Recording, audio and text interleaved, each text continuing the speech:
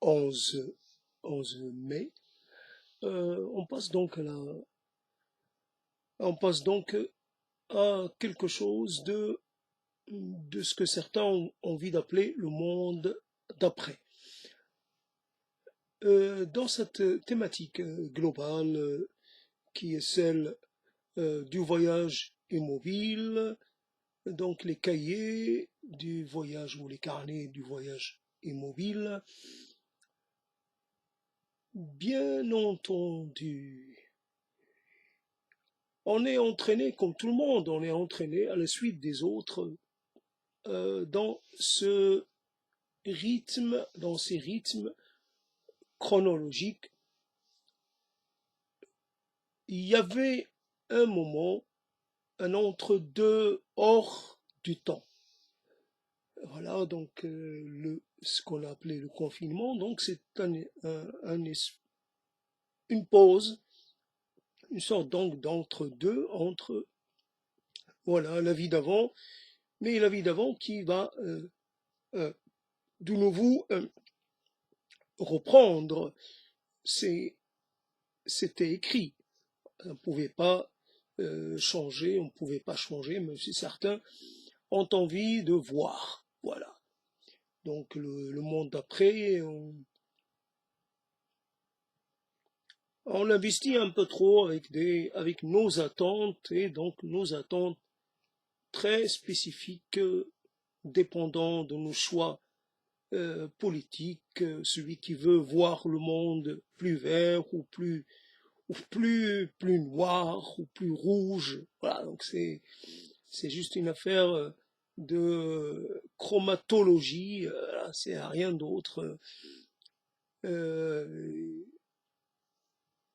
mais après, ce sera toujours la même chose. Il y aura toujours des gens qui feront, on fera toujours des voyages mobiles et des voyages immobiles, et puis il y aura des gens qui feront beaucoup plus de voyages immobiles que d'autres. Euh, Le voyage immobile est finalement beaucoup plus, quelquefois, plus coûteux, plus, plus questionnant, plus perturbant que le voyage mobile qu'on pourrait être amené à faire, puisque le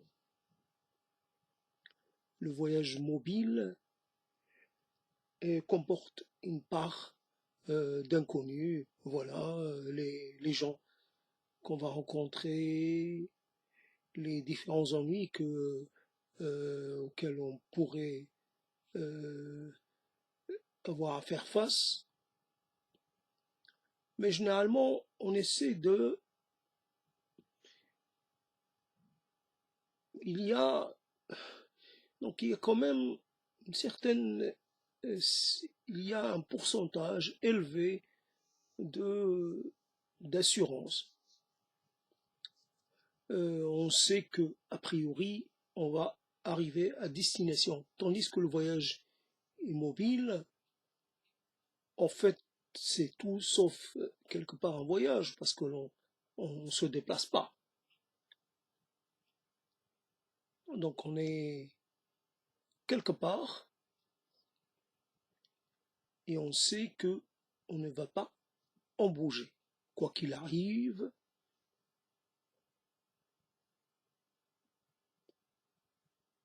Qu'en fait on pourra même pas avoir l'impression, comment dire, quand on n'a même pas l'occasion d'entendre une autre voix, une vraie, physique, pas une voix qui serait passée par les fils électriques, ou, non, une voix physique avec ses intonations, avec ce qu'elle laisse entrevoir, avec ce qu'elle dévoile malgré elle. Donc une voix, c'est-à-dire une voix physique, c'est-à-dire une présence. Un face-à-face, plutôt quelquefois, enfin ça dépend du face-à-face, mais c'est peut-être un face-à-face très très léger, très aérien, pas du tout lourd à supporter. Voilà.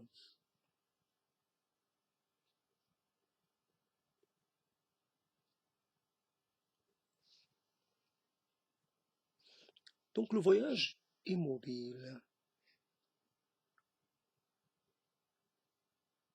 Et il revient finalement à la charge. Comment parler d'une situation que l'on n'arrive pas à contrôler. C'est voilà, c'est un voyage qui n'est pas contrôlable.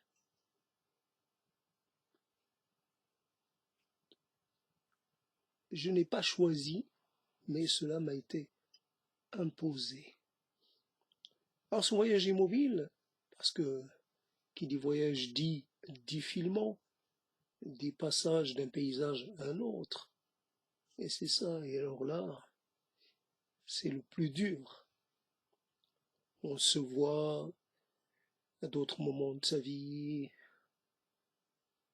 on se remémore des moments. Voici une personne qui passe très rapidement.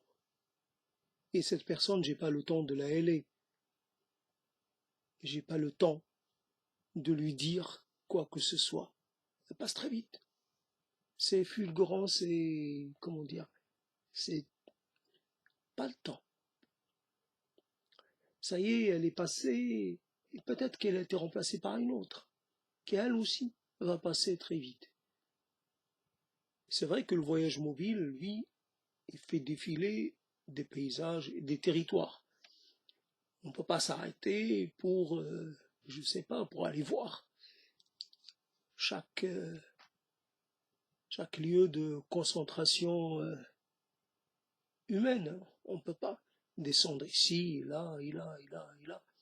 Ça, ça ferait un voyage trop long. Donc il faut bien un peu occulter certains lieux et, et par conséquent certaines des personnes. Voilà, les personnes qui habitent ces lieux.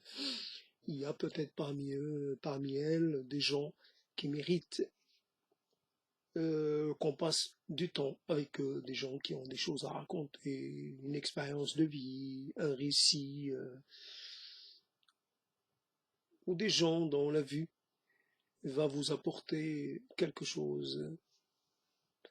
C'est ça, on ne peut pas savoir. Alors je viens de retrouver une chose qui est un super prétexte. Voilà. Donc le voyage immobile, en fait on peut le faire n'importe où. On fait toujours des voyages immobiles pour des tas de raisons.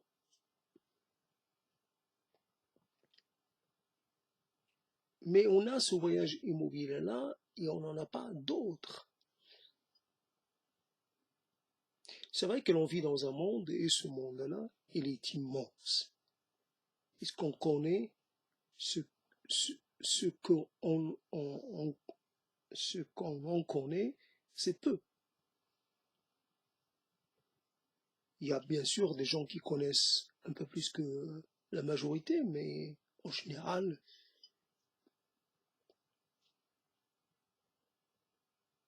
je sais qu'il y a des lieux qui me conviennent, qui peuvent me convenir plus que d'autres. J'aime les ruines, j'aime les vieilles maisons, les pierres, les choses qui ont une histoire. Les lieux à moitié écroulés, voilà, j'aime la patine du temps sur les choses. Alors,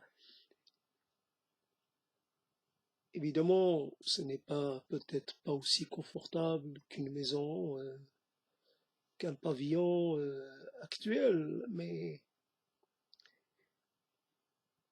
moi et les maisons anciennes, on est fait pour s'entendre, on est fait pour passer du temps ensemble. Moi égale maison ancienne.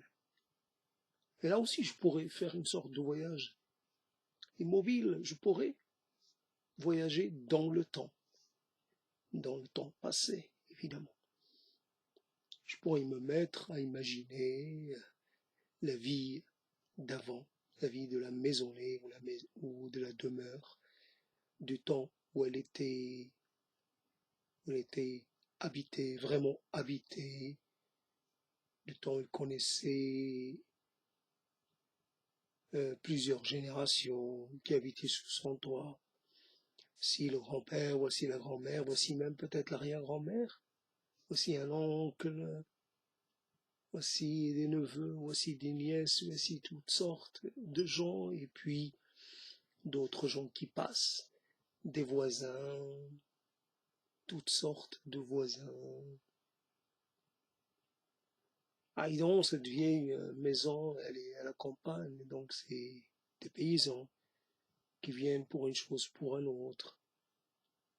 Il y a là quelqu'un qui vient parce que il a besoin d'emprunter un cheval pour labourer son champ. Voilà, c'est ça la chose, hein, le temps du partage, d'une certaine façon.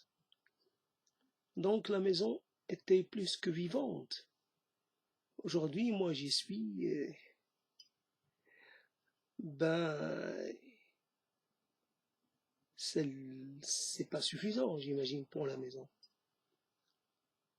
Elle doit se sentir un peu, un peu comme délaissée. Elle doit se morfondre, elle doit se sentir pas aimée. Vous savez, moi je l'aime, mais est-ce que moi, seul, est-ce que ça suffit pour une maison qui a été habituée, qui a été habituée à la multitude de se retrouver avec un seul habitant? Voici un voyage, donc immobile, et moi, chaque fois que je passe à côté d'une pierre, chaque fois que je vois une pierre, je la caresse avec les yeux, si, quand je peux la caresser avec la main, et je me mets à essayer d'entrer dans le cœur de la pierre pour voir ce qu'elle a enregistré, ce qu'elle aurait pu enregistrer comme son, comme image, comme sensation, comme impression, ce qu'elle aurait pu garder du passé. Et là, je ferai un voyage un peu par procuration, évidemment, un voyage immobile, mais je serai une sorte de voyageur un peu comme une sorte de voyageur une sorte de visiteur de l'avenir, quelque chose comme ça, mais qui lui reste toujours hors de vue. Mais il peut participer, enfin, il peut tout voir, sentir les odeurs, même peut-être manger quelque chose en allant le piquer, je sais pas, dans le pot-au-feu, voilà.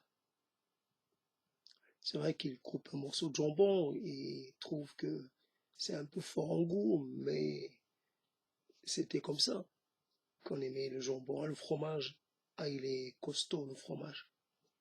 Il arrache un peu, mais c'est un véritable fromage paysan.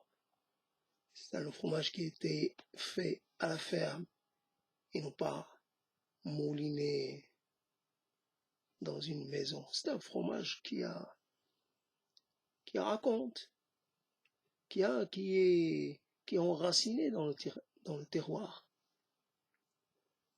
Donc, et puis, je sais pas, puis j'irai, je sais pas, à l'étable, puis je sentirai l'odeur des vaches.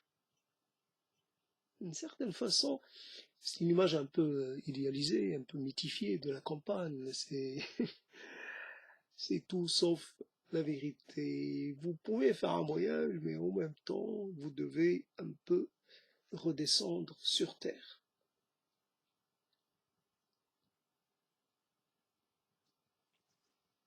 C'est pas si il est où le lieu idéal euh, bien pourrait accueillir nos envies d'évasion, nos envies d'ailleurs. Il est où? Il est à quelle époque? Dans quel contexte? Avec qui? Peut-être dans une région tempérée, là, les régions froides. Ah, les régions froides. Alors là, c'est une autre affaire. Et dur, la moitié de l'année ou plus, à rester calfeutré, confiné par, par la force des choses. Donc, une nature hostile, ça laisse un peu, ben ça donne pas envie, pas spécialement envie.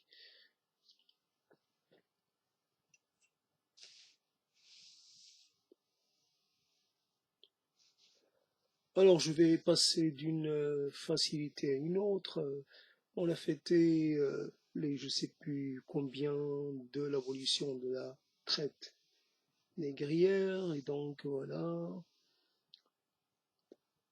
Moi, je sais pas si j'ai quelque chose à voir avec ça, même si dans mon lignage il y a une nègre, que je suis l'arrière petit-fils peut-être, je sais pas, quatrième, cinquième génération, pas plus, d'une négresse. Ah évidemment, c'est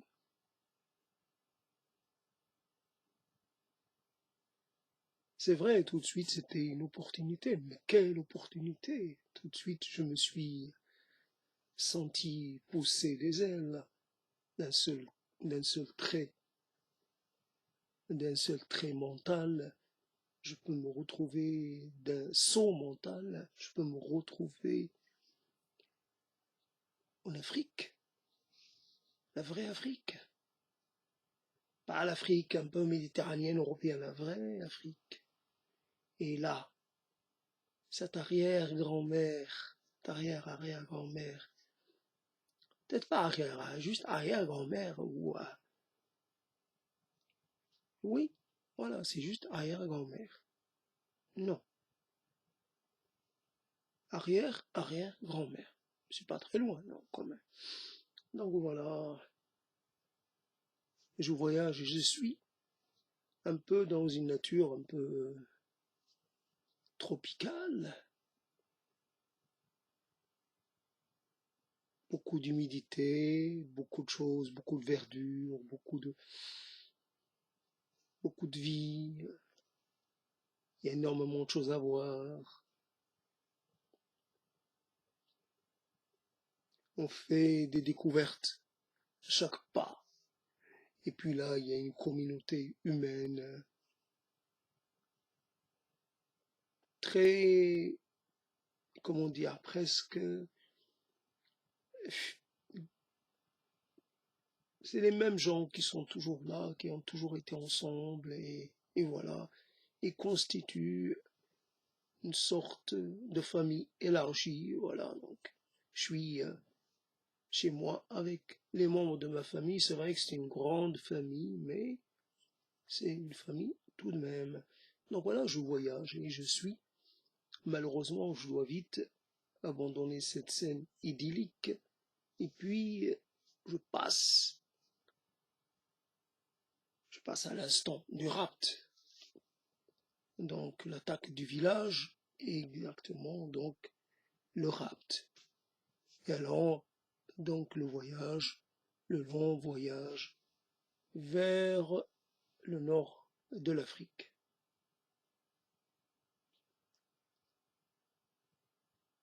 C'est vrai que j'ai du mal à voyager immobilement, euh, à faire partie de cette caravane. des gens enchaînés, ou pas enchaînés, mais en tout cas, ils doivent faire un long chemin. C'est des centaines, voire peut-être 1000, plus de 1000 kilomètres. Donc il y a. Donc certains arrivent, y arrivent, d'autres pas. Évidemment, c'est une caravane, la caravane maudite, la caravane des êtres arrachés à leur vie, privés des leurs. On va vers et qui vont vers l'inconnu. Et cet inconnu, c'est pas un inconnu très enviable. Donc, c'est ça la chose. Donc, le voyage immobile, il me ramène vers ça. Alors, évidemment, j'y reste pas longtemps. Je peux essayer de construire une image, mais je sais que je vais forcer le trait. Je suis pas totalement euh, à ma place et je me sens pas légitime. Il me faudrait beaucoup.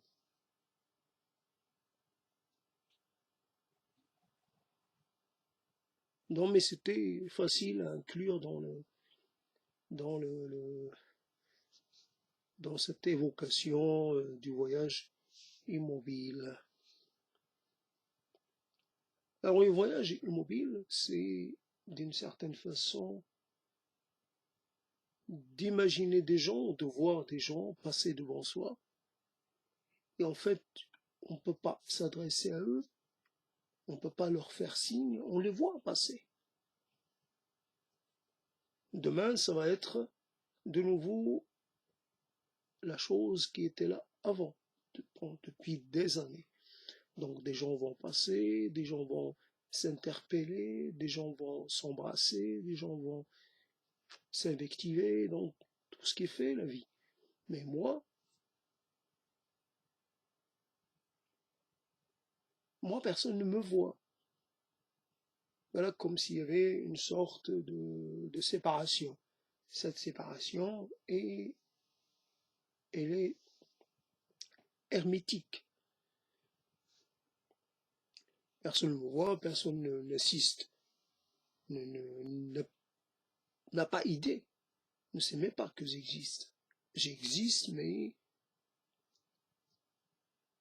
même moi, je pourrais en douter. Faut que je me convainque de ça. Faut vraiment que je fasse un effort. Alors voilà, donc c'est ça le problème.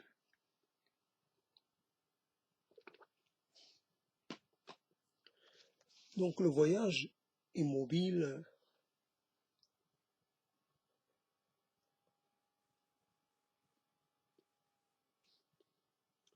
c'est drôle parce que c'est un voyage que l'on fait dans un confort assez conséquent.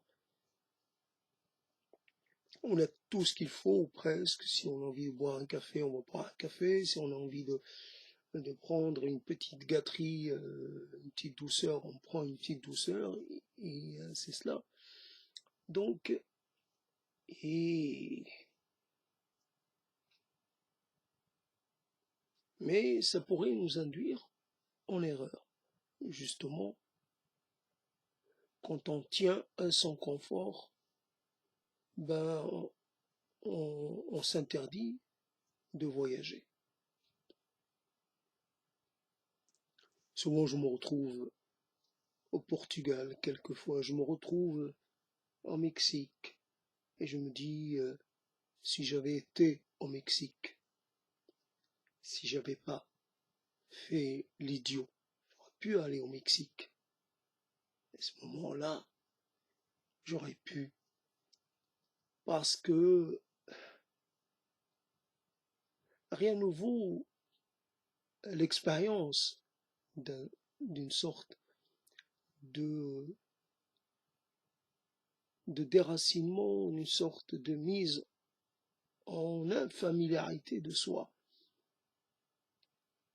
Je perds le contrôle justement sur mon quotidien et je deviens un peu, je suis à la merci mais ça aurait été, voilà, le Mexique, c'est un continent, c'est un monde. Alors, Mexico, ça aurait pu, ça aurait été plus qu'une chanson, plus que une opérette, euh, plus que ce qu'on entend dans les informations, plus que le tequila, plus que ceci, plus que cela. Donc, ça aurait été quelque chose de réel. Ah ben non, mon vieux, t'es condamné à faire ce voyage-là de façon totalement immobile. Tu peux. Même une fois, je devais aller au Portugal et j'ai pas pu y aller pour des raisons assez idiotes là. Donc là aussi, mais un peu plus sérieuses tout de même. Donc je me suis mis en danger euh, biologique, donc en consommant une chose. Et donc après, on m'a ramené un certificat que j'ai perdu, témoignant de ma visite à l'extrême, je sais pas, pointe de l'Europe. Alors, je sais pas, l'Europe du Sud, je sais pas quoi. En tout cas, on m'a ramené un papier, euh, comment dire, qui, qui, qui indiquerait ma présence quelque part là où j'ai pas été. Si c'est ça, ce n'est pas un voyage immobile, alors je me demande ce que c'est. C'est vraiment, j'ai fait un voyage immobile en, comment dire, de toute un splendide voyage immobile. Après, donc, dans ce voyage immobile actuel, je suis invisible ou invisibilisé. C'est peut-être moi, d'ailleurs, c'est peut-être moi qui ne vois plus les autres, ou ça peut être l'inverse. En tout cas, il y a une impossibilité d'exister dans l'espace de l'autre. Donc je vis sur les accumulations, sur l'épargne, si je puis dire. Évidemment, en disant cela sur un temps, euh, comment dire, tragique-comique, évidemment, ce n'est pas de la vraie épargne, c'est juste un peu les choses qui restent, quelque part, presque les déchets d'une, ou alors les, les ultimes, je sais pas, les preuves ou ce qui reste d'une vie et qui ne mérite pas ce nom. C'est pas une vie, c'est même pas une demi-vie, même pas une non-vie. Ce n'est pas, ça n'a pas de nom. Ça n'a pas de nom. Cette vie-là n'a pas de qualificatif. On peut pas dire que, voilà. Et donc,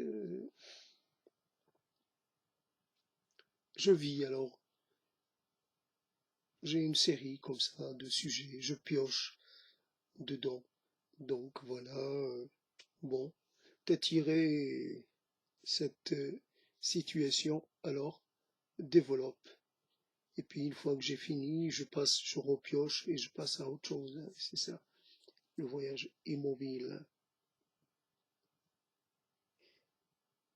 Et c'est marrant parce que je continue d'attendre. Je continue de débarquer quelque part dans la vie de quelqu'un, dans l'esprit de quelqu'un, dans le souvenir de quelqu'un. Puis personne n'est là. Jamais personne.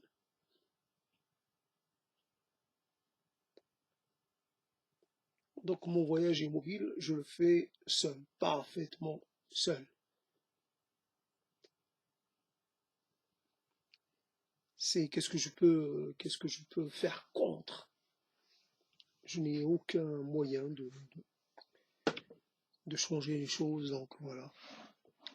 Alors, Et il faudrait que j'arrête parce que j'ai plus grand chose à dire et c'est comme ça. J'en ai marre, je trouve plus de quoi me relancer. Mais après,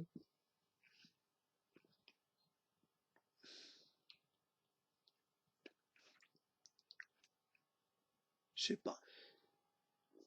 Je suis là et quelquefois je pourrais là maintenant, j'avais envie de dire cette phrase. Je suis là pour veiller sur un trésor, mais un trésor presque le un trésor qui n'a pas de qui n'est pas réel, voilà, un trésor fantomatique, un trésor irréel, et voilà, juste voilà, cette chose qui vous apparaît et qui disparaît. Donc j'ai cru, j'ai une illusion d'optique, voilà, j'ai vraiment j'ai été victime d'une sorte de j'ai été trompé, voilà, par mes propres sens. J'ai cru voir qu'il y avait quelque chose, mais en fait, il n'y avait rien. Ou alors, il y avait quelque chose, mais comme diraient certains, dans une autre dimension. Alors quand ça apparaît, évidemment, ça apparaît sous une forme insubstantielle. Donc, voilà. Et comme les dimensions ne se rejoignent pas, donc voilà. Je peux visualiser ou voir des choses qui sont dans une autre dimension, ben, c'est tout ce à quoi j'ai droit. Après, le reste.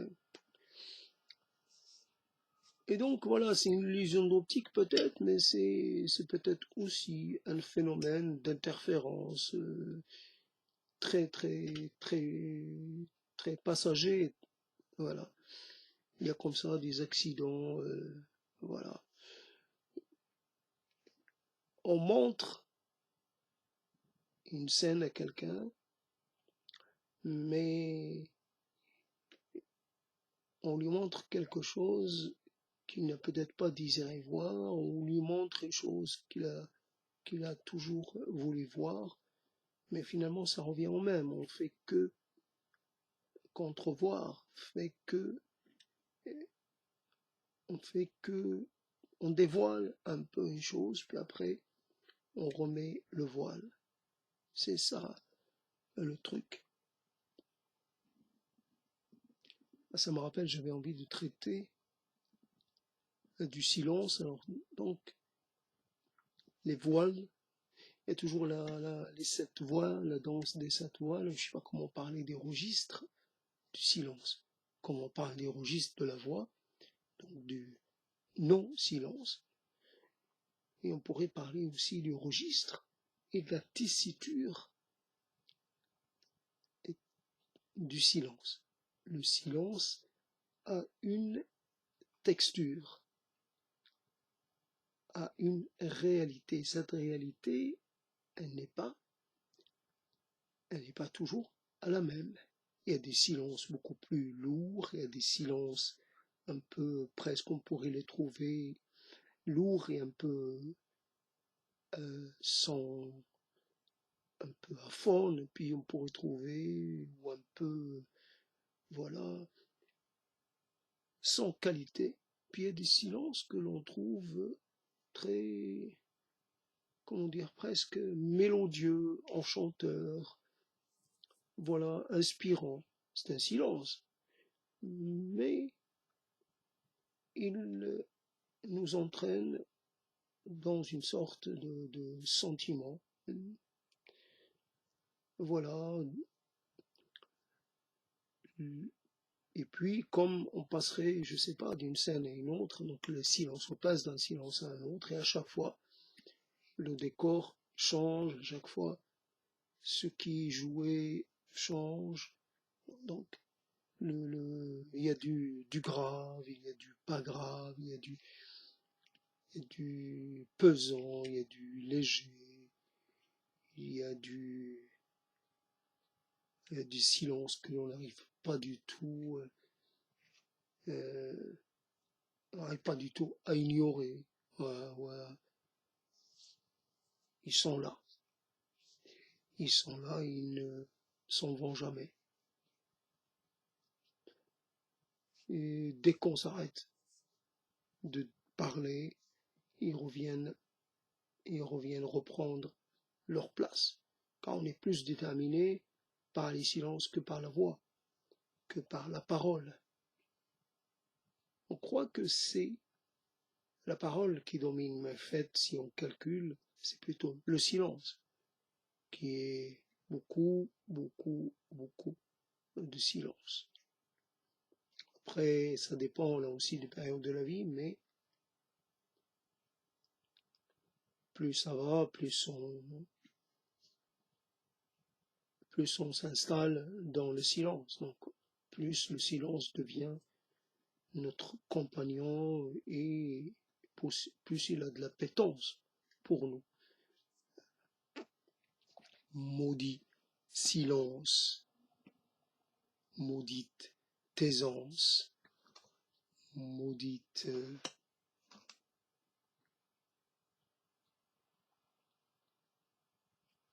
ouais, c'est la vie, le temps était devenu aphone, voilà, qui avait perdu sa voix, qu'il avait perdu son expressivité. Voilà, c'est là pendant que je parle du silence, il y a la pluie qui tombe, j'entends euh, l'eau qui doit couler peut-être une canalisation, quelque chose comme ça. C'est vrai que ça, ce bruit avait une fonction, comment dire, euh, avait quelque chose de magique. Il suffisait d'entendre la pluie pour se retrouver transporté dans un univers presque enchanté. La pluie. La pluie, c'est le changement. La pluie, c'est le quotidien, quelque part la routine rompue. La pluie, c'est la perspective de voir apparaître ou réapparaître la vie, tout simplement. Une pluie après, c'est ça. Alors, j'avais envie de dire ça aussi. Moi, je n'ai pas voyagé, mais j'ai eu des visiteurs. Et ces visiteurs étaient une merle, une femelle de merle, une femme merle. Et puis j'ai eu des pigeons bisés. Et puis j'ai une tourterelle, j'imagine, à collier. Je ne l'ai pas vue, je l'ai juste entendue. Et donc, les mouettes, je ne les ai pas entendues. Le merle homme, mâle, homme égale homme, je l'ai entendu, je ne l'ai pas vu. En fait, c'est la femme qui vient me rendre visite quelquefois, et le mâle ne vient pas. L'homme, le merle homme ne vient pas. Donc après ça fait donc j'ai dit moineau domestique, pigeon rouge rouge gorge, mais c'est toujours la femme, la femelle, la femme qui vient. Donc ça fait 3. Le merle, ça fait 4. Et la tourterelle à collier, j'imagine, parce que c'est la seule qui règne dans ces lieux. Donc ça fait 5, donc quelque part. Et on fait quelque chose. Les oiseaux sont là parce qu'il y a de la nourriture, hein, tout simplement. Alors la tourterelle, j'ai eu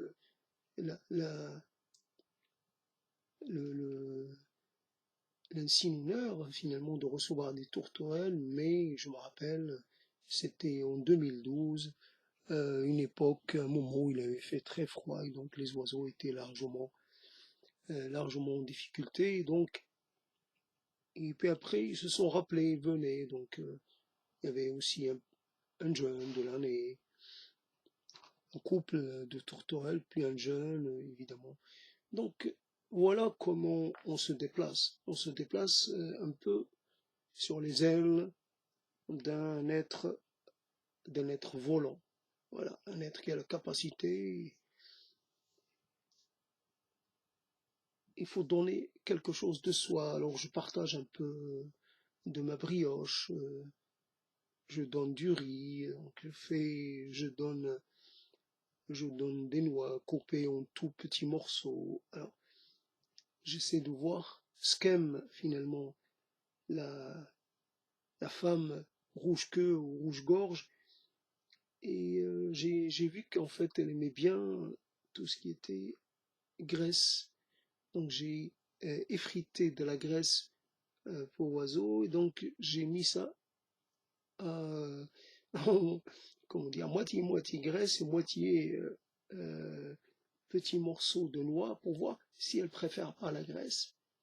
Parce elle n'a pas la capacité, elle ne s'accroche pas aux boules de graisse comme le font les moineaux, j'imagine, les moineaux, les mésanges et aussi j'avais fait l'expérience avec les étourneaux, voilà, les étourneaux sansonnés qui ont aussi, mais là c'est une calamité parce qu'ils sont capables de descendre, ils viennent à plusieurs, ils sont capables de descendre une boule de graisse en très peu, en une journée, donc on aime donner, mais à petite dose, juste parce qu'il y a un impératif économique, il y a un impératif d'intendance.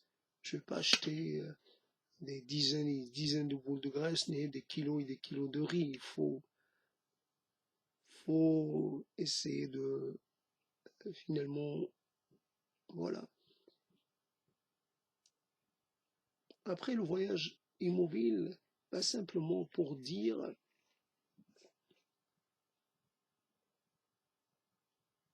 que l'on rencontre jamais les autres. C'est évident, c'est de plus en plus vrai que les autres, on ne les rencontre pas, que on pourrait évidemment dire qu'on ne se rencontre pas non plus. C'est pas vrai. C'est pas vrai. C'est pas tout à fait vrai. On se rend compte. Il arrive aussi qu'on se rate. Mais globalement, ça va. C'est les autres. L'autre qui a dit l'enfer, c'est les autres. C'est pas tout à fait ça. Mais finalement, toute, toute une série de, de choses auxquelles on n'est pas parvenu, c'est en partie la faute des autres. Alors il y a, je sais pas, il y a quelqu'un qui vous a mis les pieds à l'étrier dans un rapport spécial à la vie, il vous a initié à une sorte de regard pessimiste sur les choses ou autre chose, ça peut être déjà. Vous avez été marqué par comme ça. Et je sais pas, peut-être vous vous êtes créé les conditions pour faire une sorte d'échelle de préférence. Et à ce moment-là, cette échelle, vous l'avez construite avec quelqu'un.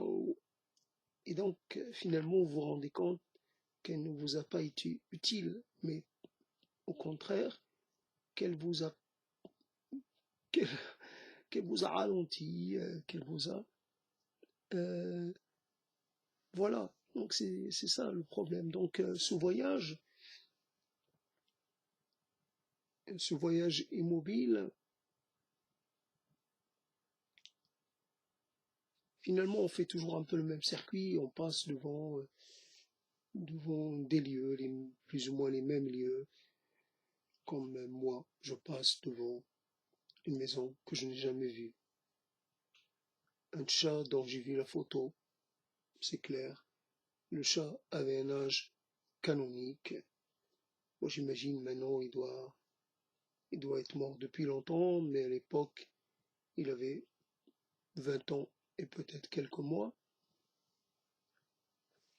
Et ce chat, je l'ai vu, mais la maison, j'ai dû voir peut-être, entrevoir une partie de la maison, mais j'étais interdit d'avoir accès à la maison. Donc voici une maison que je visite sans l'avoir jamais vue. Je la visite sur le mode un peu du, du regret, du regret, voilà. J'allais dire inutile, mais je sais pas comment le qualifier, un regret, voilà, un peu peut-être moins fort que d'autres, mais un regret tout de même. J'ai pas été admis dans le sein des saints. Ou il s'agissait sûrement d'une maison modeste, rien d'extraordinaire. Peut-être même, peut-être pas une maison de famille, mais juste mais la maison. Donc j'imagine la maison. Et je reste toujours nostalgique des choses que je n'ai pas connues, des maisons avec de multiples cachettes, des maisons avec des greniers pleins de choses, et avec des toiles d'araignée partout, à la cave, partout, et puis des bruits, puis toutes sortes de choses, je sais pas, des bouquets de fleurs fanées depuis longtemps, des choses qui appartiennent peut-être à la grand-mère, à l'arrière-grand-mère, au grand-père, des instruments, enfin des outils agricoles qui n'ont plus d'âge, des choses. Voilà. Et j'aurais eu l'impression, chaque fois que je mettais mon pied quelque part, finalement, de marcher non pas sur un champ de bataille, mais de marcher sur une terre consacrée. Voilà. Ah, c'est une chose consacrée parce que une terre d'épreuve, une terre de peut-être, non pas de souffrance ou de misère, ça serait un peu, mais il a dû y avoir des moments, alors toutes sortes de gens, voilà, ont foulé cette terre, plusieurs générations, des petits, des grands, des jeunes hommes, des vieilles personnes, voilà. Et puis, la succession des saisons, et puis les moments de bonheur, et puis les moments tragiques, et puis, et tout ça. Donc, on passe devant, c'est un circuit, je disais tout à l'heure, un circuit un peu, un circuit fermé, et on passe, et on repasse, et on repasse. Et quelquefois, on repasse devant une chose dont on n'est même pas sûr qu'elle ait existé. C'est uniquement peut-être une création de mon imagination, une sorte de... La réalité et les réalités se confondent, l'imaginable ou l'imaginaire, voilà, et le réel et la chose concrète, tout cela. Donc je ne sais plus distinguer ce qui est vrai de ce qui ne l'est pas, de ce qui a existé, de ce qui n'a jamais existé. Mais peu m'importe, car finalement même les choses qui ont existé, dont j'ai quelques preuves, ben, ils ont fini par rejoindre le monde de l'inexistant. Il y a des maisons qui ne sont plus là, il y a des gens qui se sont effondrés, ils sont devenus de la terre, peut-être de la cendre, qui sait. Voilà, c'est pas la peine.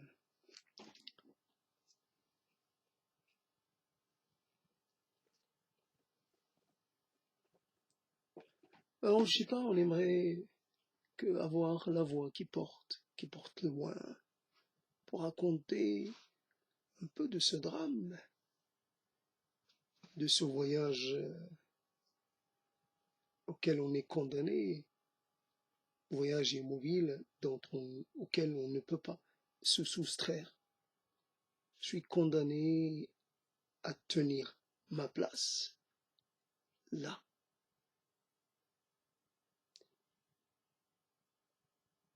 On tient à ce que je reste. Je reste vivant jusqu'au dernier moment. On m'apporte à manger. On prend soin de moi, mais à condition que je ne quitte pas mon siège.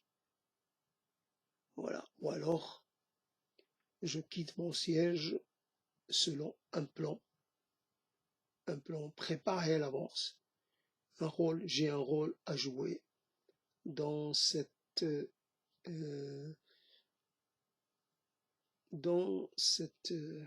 comment dire, dans ce voyage, je trouve pas d'autre terme. Équipé, je sais pas. En tout cas, il me semble que les choses se répètent un peu à l'infini. Il me semble que les choses que j'ai vues hier, les choses que je vois aujourd'hui, je les ai déjà vues hier, et même j'ai des soupçons.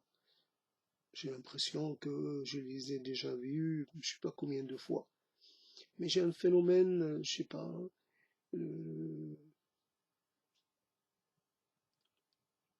et je doute, j'ai des doutes. Alors, réellement, il s'agit d'une chose qui se répète ou il s'agit d'une chose qui est neuve, mais qui a un air de famille. Voilà, juste avec la précédente. Et alors, je sais pas. Donc, je suis lancé, comme on est plusieurs dans dans cette, dans cette aventure-là, on est lancé. Voilà. On ne sait pas quel rôle on joue. Peut-être on est là pour distraire des spectateurs invisibles. On est là pour les faire un peu se poser des questions, voilà. Un peu comme ces cirques, ces puces savantes. Les puces savantes n'avancent pas, non, elles ne sont pas devenues conductrices, elles ne font que une sorte de choses qu'elles font normalement, elles continuent de, mais on profite de ça pour donner l'illusion. Il n'y a pas, ce n'est pas des êtres qui se mouvoient à la manière des êtres, je sais pas, quadrupèdes ou des choses comme ça. Non, je sais pas. Moi, je me déplace, mais il est possible que je sois moi aussi accroché à quelque chose. Et voilà, on me nourrit tout à l'heure comme les puces. On me nourrit. Mais voilà, on prend soin de moi jusqu'à un certain point. Et voilà, parce que je pourrais être la source de revenus de quelqu'un. Donc c'est, voilà, et peut-être, je pourrais élargir un peu, dire qu'il y a un Dieu qui se régale ou qui, je sais pas, qui se dévertit par le spectacle que je peux lui offrir. Voyez-vous, on va voir combien de temps il va pouvoir tenir dans cette position.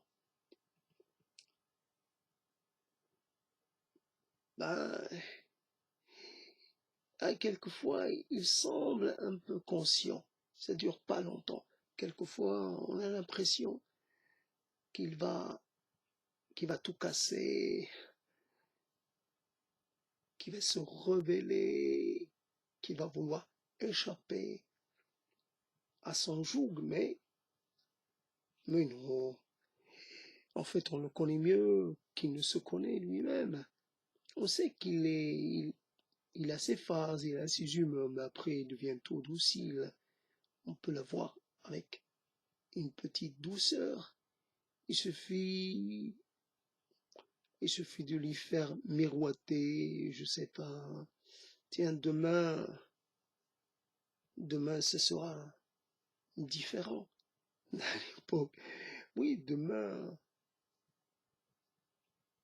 tu pourras choisir, mais ce lendemain-là, il viendra jamais. Comme, évidemment, et l'échéance, elle s'éloigne, voilà. Donc, et moi, je continue. Donc,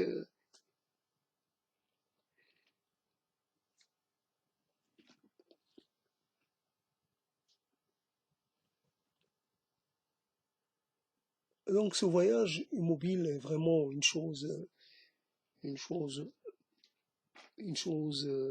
pesante, une chose martyrisante, voilà. Et pourquoi pas? J'ai droit. Je peux je peux me proclamer martyr de la cause des oubliés, des voyageurs, malgré eux. Voilà, je fais, je fais un peu n'importe quoi, les malgré nous, puis je combine ça au martyr. Bon, c'est pourquoi pas. Euh, c'est malgré moi que je suis dans ce voyage immobile. C'est pas par choix, c'est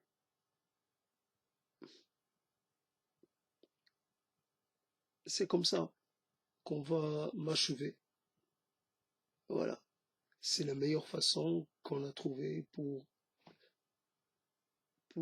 m'enlever toute velléité de, de transgression, toute velléité de rébellion. Je suis, je ne peux plus être un rebelle, je peux plus finalement me réclamer la place des pères. Je peux pas être un père, je peux pas être impuissant puisque je suis impuissant. Donc, voilà un concurrent en moins, un compétiteur qui est réduit finalement à laisser passer son tour. Voilà le voyage immobile, c'est l'aveu d'une impuissance, l'aveu de tout un tas de... Voilà. Alors j'aimerais bien arriver à terminer à 1 heure, donc il faut que j'attende un petit peu. Donc je ne sais pas pourquoi je fais ces prises de parole à 1 heure tardive, alors que je sais, ah oui c'est vrai, j'ai failli divorcer avec mon corps. Aujourd'hui,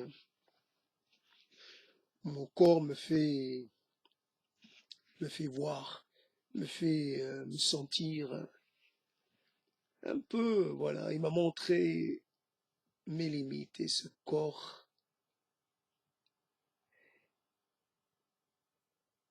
C'est vrai que je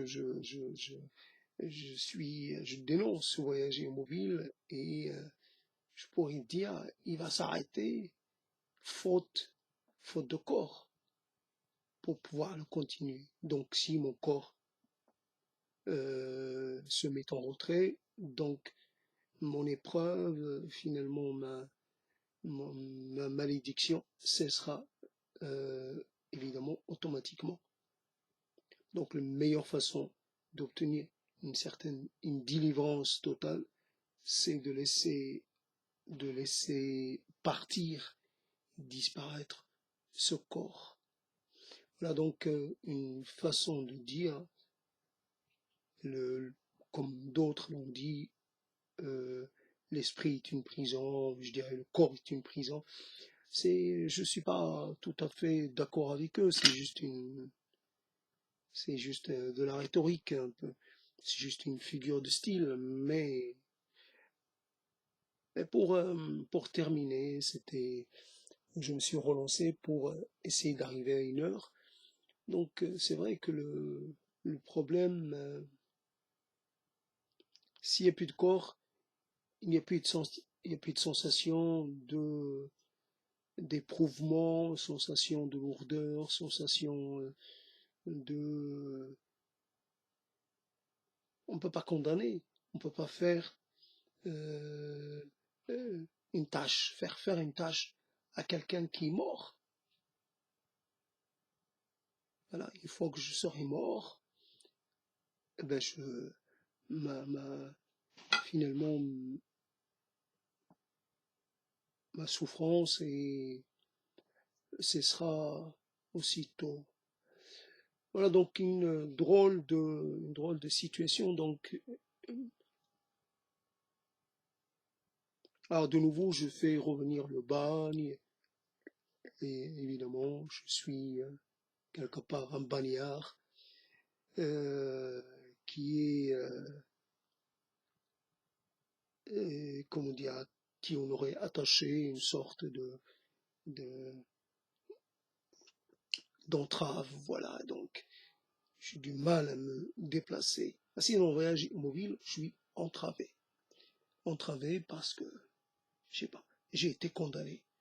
Alors, je dois subir et exécuter, enfin, je sais pas comment on dit, ma condamnation, mais en plus, d'une manière, et je dois en même temps euh,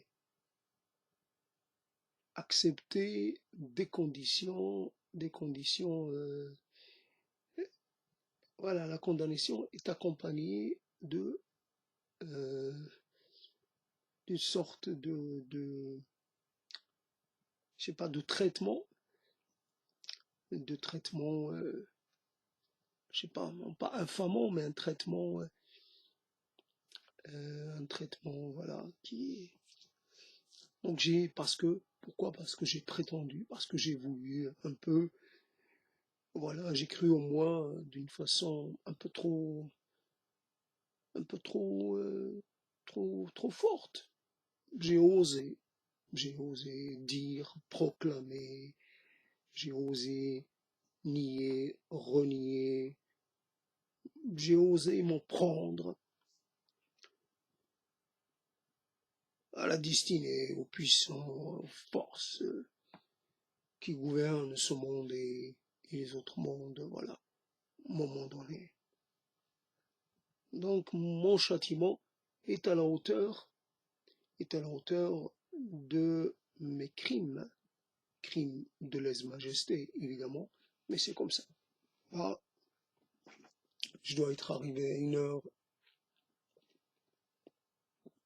et quelques, donc je me dis à jamais, je me dis même pas au revoir, je dis rien, j'arrête, et puis c'est tout.